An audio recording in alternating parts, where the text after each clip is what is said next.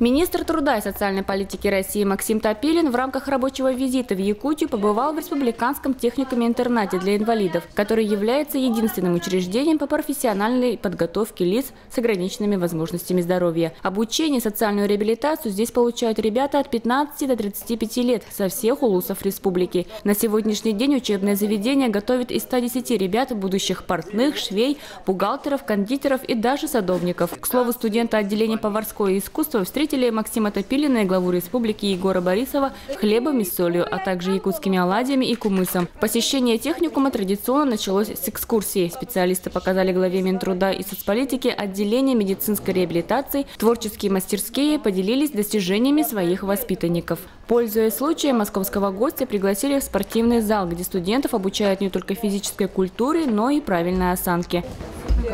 Нравится здесь? Да. Это что делаете, чтобы осанка была прямая?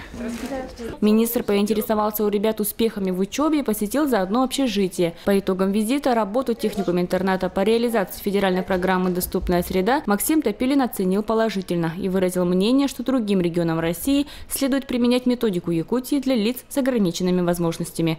Надежда Ефимова, Николай Необутов, ЕСЯ.